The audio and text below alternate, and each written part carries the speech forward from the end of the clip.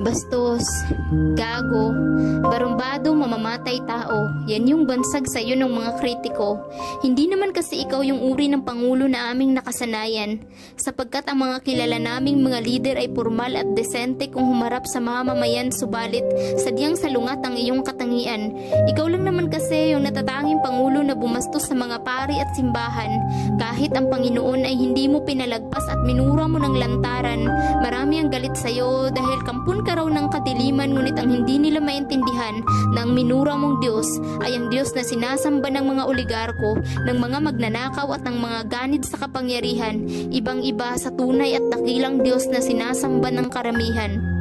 Hindi man kami laging sangayon sa iyong pananalita, ngunit labis kaming nagpapasalamat sa nagsusumigaw mong mga gawa. Oo, minsan hindi maganda ang iyong imahe sa publiko, ngunit sa kabila ng lahat ay di may pagkakailang labis kang minamahal ng milyon-milyong mga Pilipino. Ikaw lang naman kasi yung bastos na nagmulat sa aming mga mata, ang naglantad ng mga kasinungalingan at pang-aabuso ng media, ang sinasabi nilang gago pero siya rin pumuksa sa mga iligal na droga, ang naglinis at tumapos ng problema hinggil sa tanimbala, ang barumbado na nagpahina sa puwersa ng mga terorista, ang patulog-tulog lang daw pero maraming naipatayong infrastruktura, at ang sinasabi nilang tamad na presidente pero kay raming nagawa sa gitna ng pandemya. Ikaw yung bastos pero malaki ang respeto sa kalikasan. Sa pagpapalinis ng Boracay at Manila Bay ay paulit-ulit ka naming pasasalamatan. Ikaw yung sinasabing mamamatay tao, ngunit magandang bukas ng kabataan ang ipinaglalaban.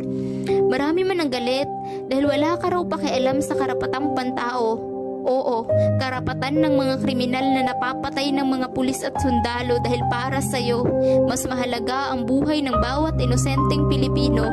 Kapag may napapatay ng mga kriminal at terorista sa bakbakan, ang iyong mga kritiko ay nagsisilabasan, gumagawa ng ingay sa social media at nagpoprotesta sa mga daan.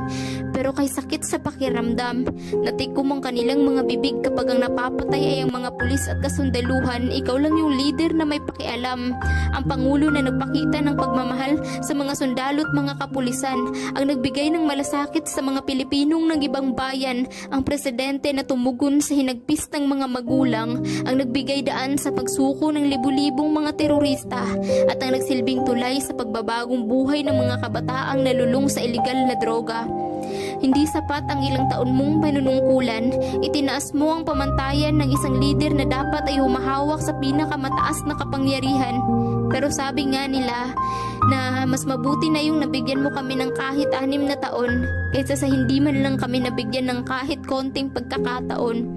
Ang pagsaludo sa iyo ay hindi sinyalis ng pagiging isang panatiko.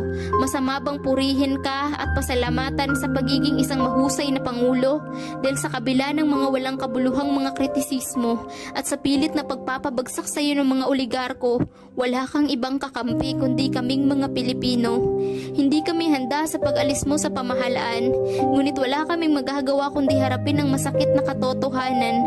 Magwawakas man ang iyong panunungkulan at babalik ka man sa pagiging isang sibilyan, mag-iiwan ka naman ng katiyakan sa aming mga puso't isipan. At iyon ay ang katotohanang isa ka sa pinakamagandang nangyari sa ating kasaysayan.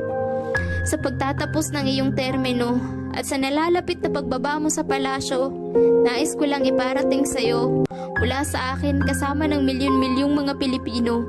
Maraming salamat po, mahal naming Pangulo.